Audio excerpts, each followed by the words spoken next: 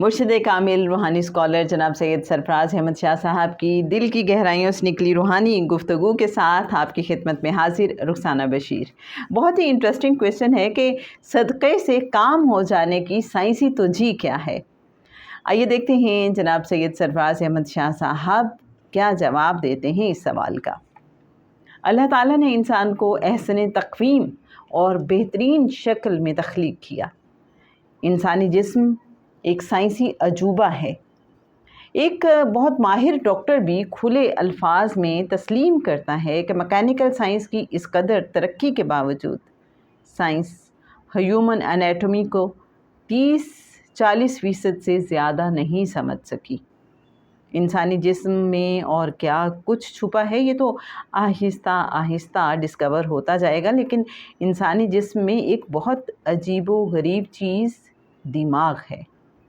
اس میں کیا کیا قوتیں پوشیدہ ہیں، اس کا مکمل طور پر ابھی تک کسی کو پتہ نہیں مل سکا۔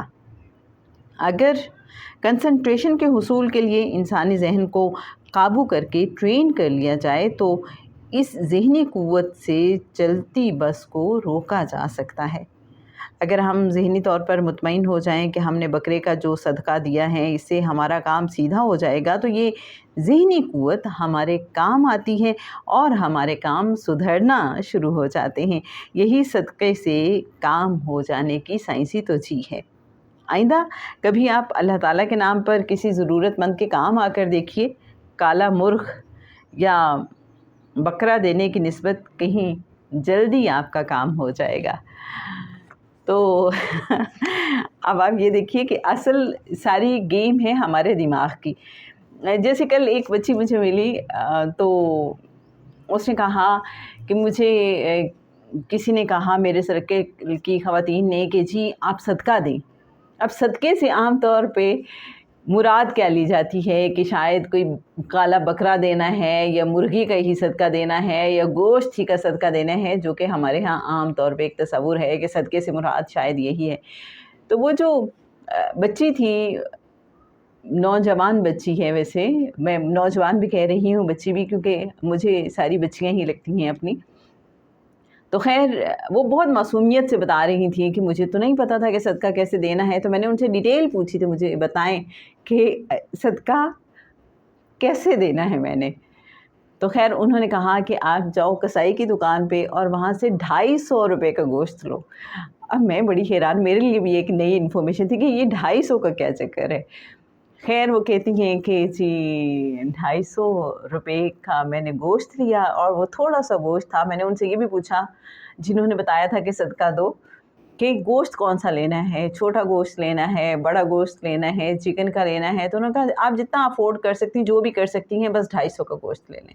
اوکے جی 250 کا انہوں نے گوشت لے لیا اور اس کے بعد وہ جن کا صدقہ دینا تھا تو ایک دوسرے بچے کا صدقہ دینا تھا، تو کہتی ہیں اب میں گھر آئی اور جیسے کہ مجھے بتایا گیا تھا کہ جی اب اس کے اوپر سے وار کے اس طرح سے چکر لگوا کے تو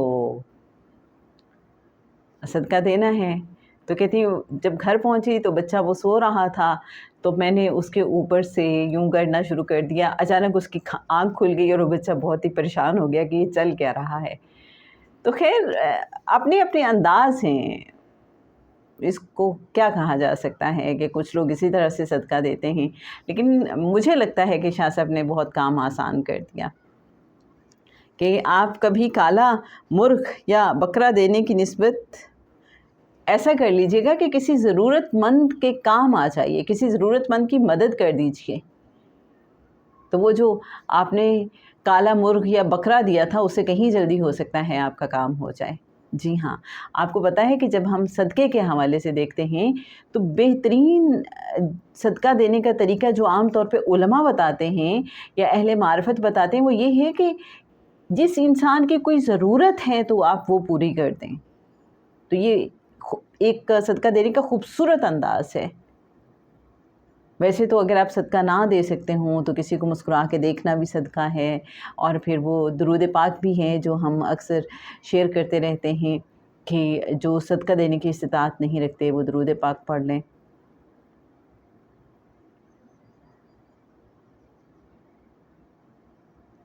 تو جناب آج پھر ہم نے سیکھا، آج ہم نے سمجھا کہ صدقہ دینے کی سائنسی توجہ کیا ہے، ہمیں صدقہ دینے سے سیٹسفیکشن کیوں ملتی ہے، اور پھر اس کے حوالے سے جو لوگوں کا ایک کنسیپٹ ہے وہ بھی ہم نے آپ کے ساتھ شیئر کیا۔ مجھے تو بڑی حیرت بھی ہوئی وہ سن کے، 250 روپے کا گوشت لیں، اور بہرحال ہر ایک کی یہ بھی شاید میرا خیال ہے کہ ایک مینٹل سیٹسفیکشن ہی کا انداز ہے۔ بہرحال کسی کی ضرورت پوری کر دی جائے جیسے کہ شاہ صاحب نے فرمایا ہے، تو مجھے لگتا ہے اس میں سب سے زیادہ ہمیں ذہنی سکون مل سکتا ہے۔ آج کے لیے جناب بس اتنا ہی۔ رخسانہ بشیر کو اجازت دیجیے۔ اللہ